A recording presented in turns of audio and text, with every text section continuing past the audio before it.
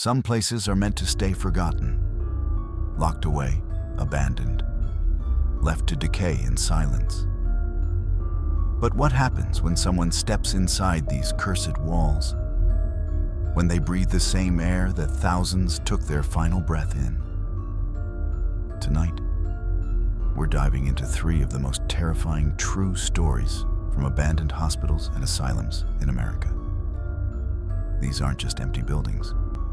They're tombs of suffering, pain, and something far worse. Something that still walks their halls. The people who explored these places experienced things they can't explain. Things that made them question everything they thought they knew about death and what comes after. Welcome to Mystion. Our first story comes from Topeka, Kansas, from a man who explored the abandoned state hospital in 2003. What he found in room 18 will haunt him forever. Let's dive in.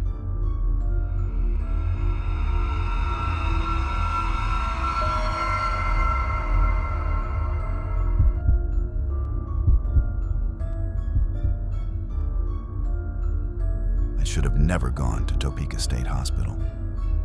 But in 2003, I was 22, stupid, and looking for a thrill. My friend Marcus had been talking about exploring the abandoned asylum for weeks, and I finally gave in. It's been empty since '97, he said. Most of the place has already been demolished. If we don't go now, we'll never get the chance. What he didn't tell me was why it had been demolished so quickly, why they couldn't tear it down fast enough, why they even removed the concrete foundation, as if they were trying to erase any trace that the building had ever existed. We arrived just before midnight. The main building was still standing, but barely. Windows were shattered, walls were crumbling, and graffiti covered every surface. But that's not what made me want to turn back. It was the smell. Even from the parking lot, I could smell it. Decay, rot, and something else. Something chemical and wrong that burned my nostrils. Jesus, what is that? I gagged. Marcus shrugged. Probably just mold. Come on. We found an entrance through a broken window on the ground floor. Inside, our flashlights revealed a scene of total destruction. Ceiling tiles hung down like broken teeth. Water dripped from burst pipes. Patient files were scattered everywhere, soaked and illegible. But some of the files were still readable. I picked one up. The name at the top was Patient 4782. No real name, just a number. The file detailed forced sterilization. The patient had been deemed an imbecile and sterilized without consent in 1927. She was 17 years old. Marcus, look at this. But Marcus was already ahead, shining his light down a corridor marked Ward E. This is it, he said. This is where most of the deaths happened. I didn't want to go. Every instinct told me to leave. But I followed. Ward E was worse than I could have imagined. The walls were covered in scratch marks, deep gouges in the plaster, as if someone had clawed at them for hours, for days. The rooms were tiny cells, barely 6 feet across, with heavy metal doors that locked from the outside. In one room, I found restraints still attached to the bed frame, leather straps worn and cracked with age. But there was something dark staining them. Something that looked like blood. Marcus whispered, looking over my shoulder. Dried blood. Then I saw the writing on the wall, scratched into the plaster with what must have been fingernails, barely legible. Help me. Room 18, can't breathe. We need to find room 18, I said. Are you insane? Marcus hissed. We need to leave. But I was already moving, checking room numbers. Room 12, room 14, room 16. Room 18's door was closed. Unlike all the others, which hung open or had been torn off entirely, this door was intact, shut tight. I reached for the handle. It was ice cold. "Don't," Marcus pleaded. I opened it anyway. The room was different from the others. Cleaner, almost preserved. A metal bed frame sat in the center, and on the wall was a single sentence written in what looked like rust. "He never came." "Who never came?" I whispered. That's when I heard it. A wet, rattling breathing coming from the corner of the room. But there was no one there. The corner was empty. Except it wasn't. As my eyes adjusted to the darkness, I saw him, or what was left of him. A man, or something that had once been a man, sat in the corner. His skin was gray, paper thin, stretched tight over bones. His wrists and ankles were raw, the flesh grown around metal restraints that had been left on too long. His mouth was open in a silent scream, and his eyes were looking right at me. "Patient file," he rasped. "John Green, 8 days, no food, no medicine. No one came. I couldn't move, couldn't breathe. This was impossible." John Green had died in 1911, over 90 years ago. "Left me," the thing croaked. "They all left me." Marcus was screaming behind me, but I couldn't look away. The figure began to move, dragging itself across the floor with a horrible scraping sound. The restraints were still attached to its wrists, leaving trails of black ichor on the concrete. "You won't leave," it hissed. "You'll stay. You'll all stay." I finally found my legs and ran. Marcus was already gone, his flashlight beam bouncing wildly down the corridor. Behind me, I could hear dragging, getting closer, and voices, dozens of voices, all whispering the same thing. "Stay. Stay." We burst out through the window we'd entered and ran for the car. Marcus fumbled with the keys, his hands shaking so badly he dropped them twice. Finally, the engine roared to life, and we peeled out of the parking lot. In my side mirror, I saw them. Figures crowding the broken windows, dozens of them, all watching us leave, all with the same gray skin, the same hollow eyes, and in the front window, separate from the others, John Green, still dragging his restraints, still reaching toward us. That was 17 years ago. The building was completely demolished a few months later. They said it was due to structural concerns and contamination. They buried the entire site and built a retirement community on top. But I know the real reason. They needed to bury whatever was in room 18, whatever John Green had become. Because 3 weeks after our visit, Marcus disappeared. His car was found in the parking lot of what used to be Topeka State Hospital, now just an empty lot. His door was open, his keys in the ignition, but Marcus was gone. The police found only one clue, scratched into the dashboard with what looked like fingernails. Room 18. I never saw Marcus again, but sometimes, late at night, I get a text from his old number. It's always the same message. "He never came, but you will." And every time, the message comes from a location that doesn't exist anymore. A location that was buried under tons of concrete and dirt. 2700 West 6th Street, Topeka, Kansas. Room 18. Our second story takes us to Louisville, Kentucky, to the infamous Waverly Hills Sanatorium. Over 60,000 people died there during the tuberculosis epidemic. And this explorer discovered why they call it one of the most haunted places on Earth. Let's dive in.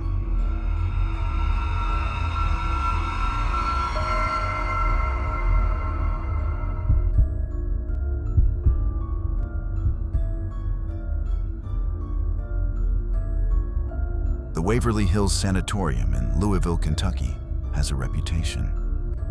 It's been called one of the most haunted places on Earth. Over 60,000 people died there during the tuberculosis epidemic. 60,000. But I didn't care about the reputation. I needed to see it for myself. It was late July when I arrived with my friend Julia for an overnight ghost hunt. We paid for the 8-hour investigation tour, from 9 p.m. to 5 a.m. 8 hours alone in a building where death had been a daily occurrence. The asylum was massive. 5 stories of Gothic architecture that seemed to pierce the night sky. Our tour guide, a woman named Sarah, explained the history as we entered. Tuberculosis patients came here to die, she said matter-of-factly. At the height of the epidemic, 1 person died every hour. They called it the White Plague. She led us through the main building first, showing us the patient rooms. Small, cramped spaces where people had spent their final days gasping for air, drowning in their own blood. Then she took us to the death tunnel.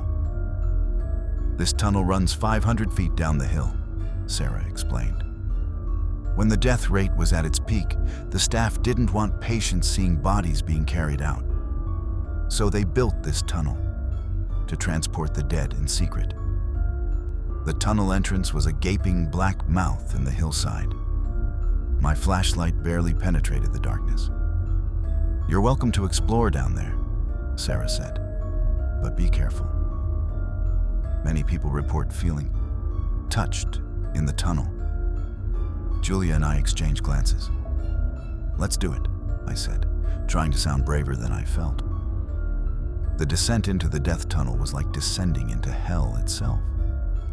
The walls were rough concrete, stained with decades of water damage and something else. Dark streaks that could have been mold, or could have been something worse. The temperature dropped with every step. My breath came out in visible puffs. We were about halfway down when Julia grabbed my arm. "Did you hear that?" she whispered. I listened. At first, nothing. Then, footsteps, coming from behind us. But when I turned my flashlight back up the tunnel, nothing. Just empty darkness.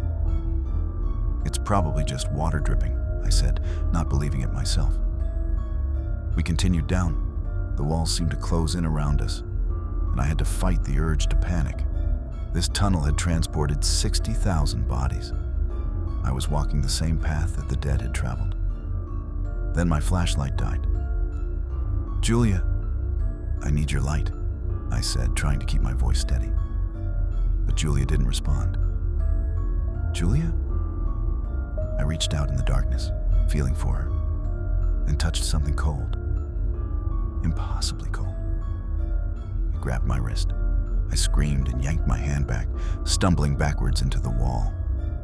Julia's flashlight suddenly turned on, and in its beam, I saw a hand reaching through the wall itself, pale, skeletal, with long fingers that curled like claws. "Run!" Julia shouted. We scrambled up that tunnel, our feet slipping on the damp floor. I could hear something behind us. Not footsteps anymore, but a dragging sound, like bodies being pulled along the ground. We burst out of the tunnel entrance and collapsed on the grass, gasping for air. Sarah came running over. "What happened? Are you okay?" "The tunnel," Julia managed between breaths. "There's something in there." Sarah's expression darkened. "What did you see?" I told her. About the hand, the dragging sounds, the impossible cold. She nodded slowly. "Room 502 isn't the only active area. The tunnel. That's where the most deaths occurred. They say the souls are trapped there, forever making that same journey. Except now, they're not alone." The rest of the night, we stayed on the upper floors. But I couldn't stop thinking about that tunnel, about the hand that had grabbed me. Its grip had been so strong, so real. We left at 5 a.m. as planned, exhausted and shaken. But as we drove away, I looked back one final time. In the tunnel entrance, barely visible in the dawn light, I saw them. Dozens of figures standing in a line, all wearing hospital gowns from the 1920s, all staring directly at me. Julia never saw them. She was looking straight ahead, eager to get as far from Waverly Hills as possible. But I saw them, and I know they saw me too. Because for weeks afterward, I would wake up at exactly 3:17 a.m., the time when most patients died, and I would feel that same impossible cold grip on my wrist. The handprints faded after about a month. But sometimes, in the dead of night, I can still feel them. Still feel those skeletal fingers wrapped around my arm, trying to pull me back down into the darkness of the death tunnel. Our final story comes from Weston, West Virginia, from the Trans-Allegheny Lunatic Asylum. This massive Gothic building once held over 2,400 patients in a space designed for 250. And according to this investigator, some of those patients never left. Let's dive in.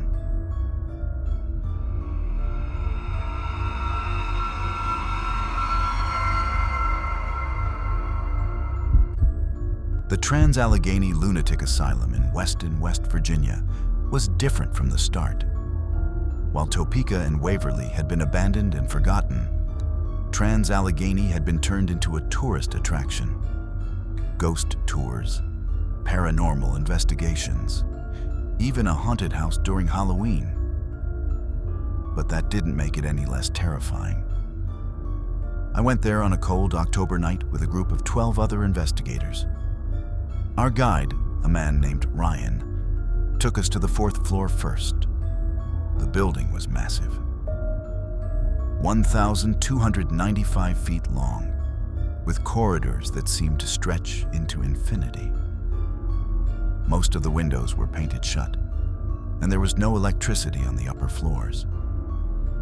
The only light came from our flashlights and the occasional flash of lightning from the storm brewing outside. This asylum was built to house 250 patients, Ryan explained as we walked. At its peak, it held over 2,400. 4 people crammed into rooms designed for one, many of them chained to the walls.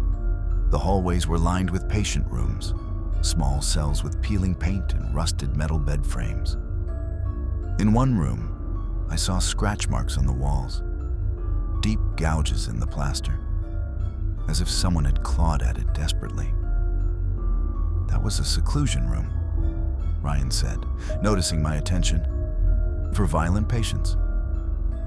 Sometimes they'd be locked in there for days, with nothing but a mattress on the floor. We moved to the women's ward, and that's when Ryan told us about Lily. Lily was born here in the asylum, he said. Her mother was committed after the Civil War and didn't know she was pregnant. She died during childbirth. The nurses raised Lily. She never knew anything outside these walls. She died of pneumonia when she was 9 years old. People say she still plays here. If you leave a ball for her, sometimes it rolls back. One of the investigators, an older woman with recording equipment, pulled out a small rubber ball from her bag.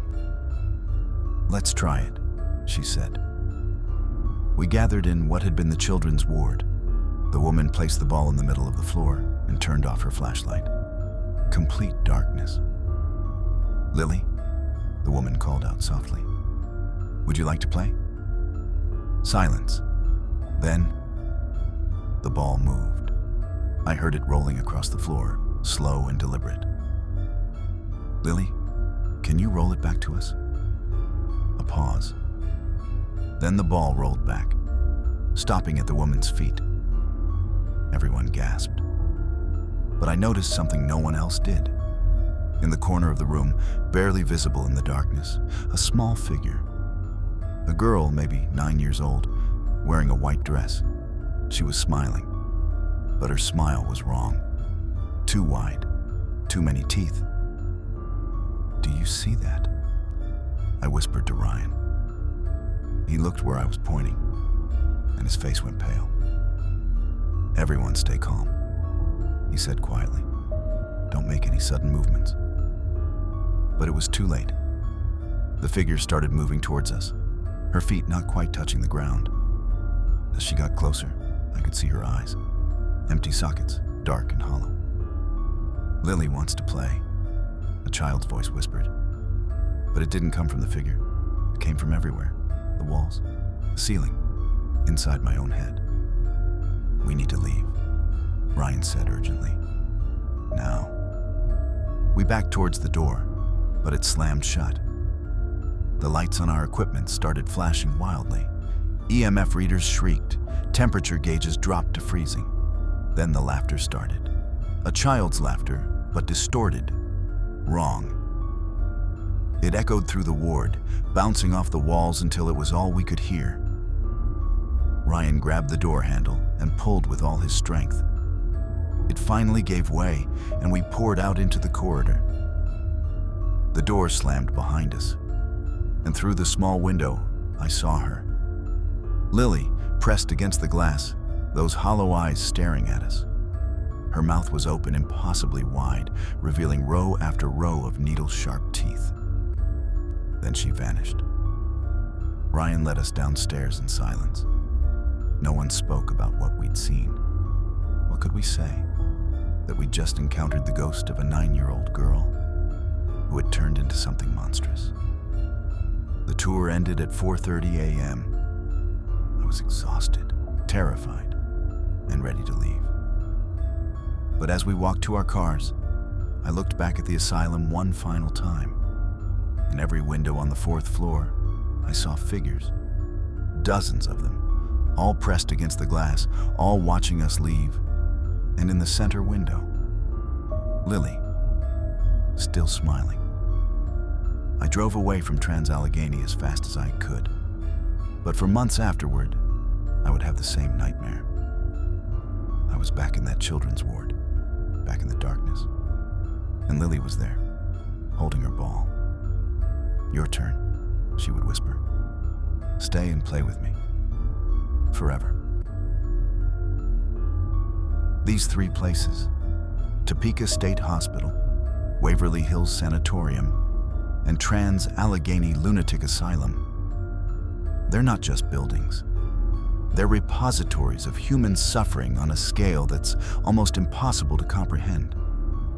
Thousands died within their walls. Thousands more were tortured, neglected, forgotten, and something of them remains. The explorers who ventured into these places don't know if they encountered ghosts or something else entirely. But they're there, waiting. These storytellers have been to other abandoned places since then, other hospitals, other asylums, but nothing compares to these 3. Nothing comes close to the sheer terror they felt in those moments. If you're thinking about exploring abandoned hospitals yourself, don't. Some doors are meant to stay closed. Some places are meant to be forgotten. Because once you step inside, you might bring something back with you. Something that will never let you go. This is Mistion.